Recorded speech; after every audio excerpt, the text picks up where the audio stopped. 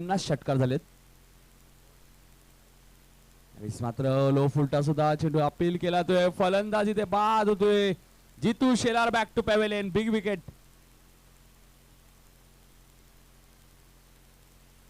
तसेच राजन पाटील यांचे आम्ही आभार मानतो ज्यांनी आम्हाला इथे डीजेची व्यवस्था केली दिली. सर्व मान्यवरांचे आम्ही आभार मानतो ज्यांनी आम्हाला या स्पर्धेसाठी सहकार्य केलं. डीजे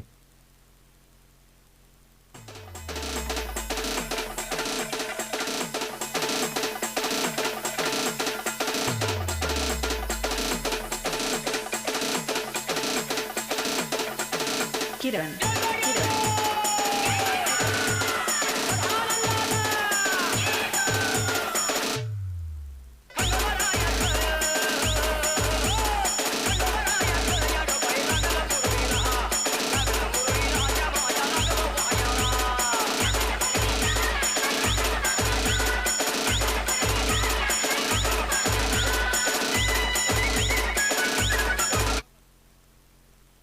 फलंदाज आपण ते पायचीत होतो म्हणजे जितू शेलार. नवीन फलंदाज विकी शेलार येतो तिसऱ्या क्रमांकावरती.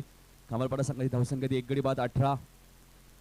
तरी त्यांच्या समोरील संघ आपण पाहिलं तर नवापाडा संघ ज्याने आजच्या दिवसात तब्बल 107 धावा कुठल्या होत्या 5 षटकामध्ये असा संघ येतो म्हणजे नवापाडा. यावेळेस मात्र लो फुल टॉस चेंडू योगेश कोणी चूक करत नाहीये. Vicky Shelar back to pavilion, big wicket.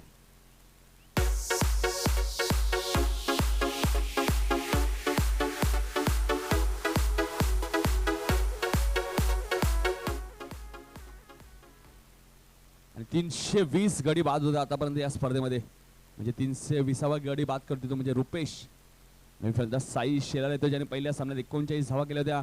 दोन्ही खेळाडू आपण पाहिले विकी सुद्धा आपण फुलटॉस चेंडूवरती बाद होते आणि लूज चेंडू होता तो म्हणजे जितू शेलारला सुद्धा होता. आणि हॅट्रिक चौंबाड्यावरती गोलंदाज रुपेश. या स्पर्धेत आतापर्यंत एकमेव हॅट्रिक आपण विचार केला या स्पर्धेत. चौकार बघितले तर आपण 326 चौकार आतापर्यंत लागलेत. रोशन पाटील आम्हाला माहिती देत आहेत आणि ती माहिती आम्ही तुमच्यापर्यंत पोहोचवतोय.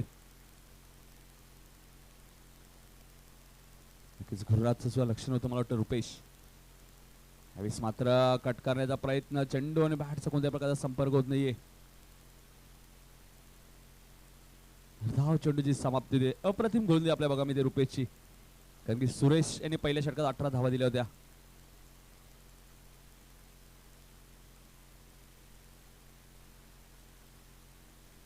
पाणी घेऊन जायचे.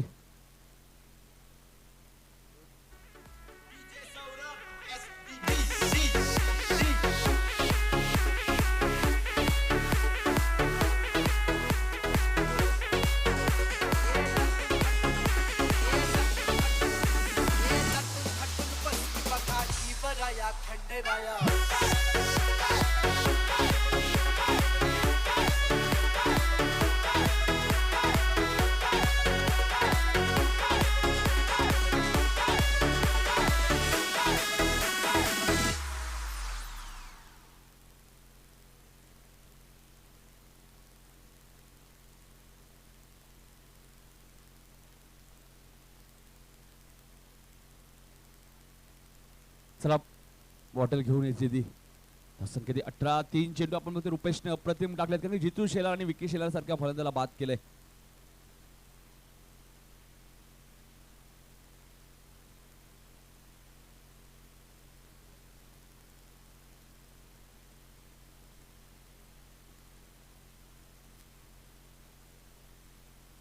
आपण मागच्या वर्षी सुद्धा या दोन संघांमध्ये सामना झाला होता तिसऱ्या फेरीत.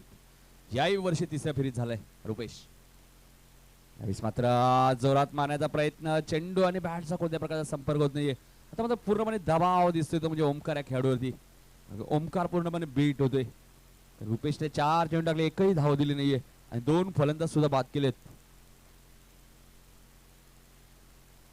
क्रिकेट असा खेळ आपण सारखा रंग बदलणारा क्रिकेट असा खेळ आहे.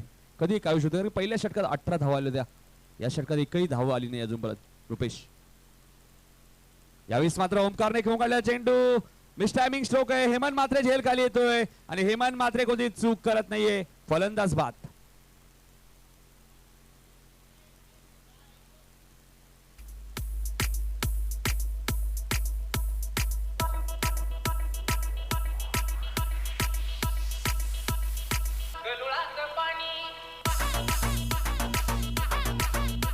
डीजे मास्टरचा आपण विचार केला तर 5 चेंडूमध्ये एकही धाव दिली नाहीये. जर आपण विचार केला 2017चं पहिलं मेडल षटक टाकले आकाश पाटील वडवली बस संघाचा, दुसरं मेडल षटक अमर ठाकूर सोनापाडा संघाचा, पण तिसरा गोलंदाज ठरतोय का रुपेश. रुपेशने 5 चेंडूमध्ये एकही धाव दिली नाही आतापर्यंत. अप्रतिम गोलंदाजी आपल्या बघा मी ते रुपेशच्या माध्यमातून.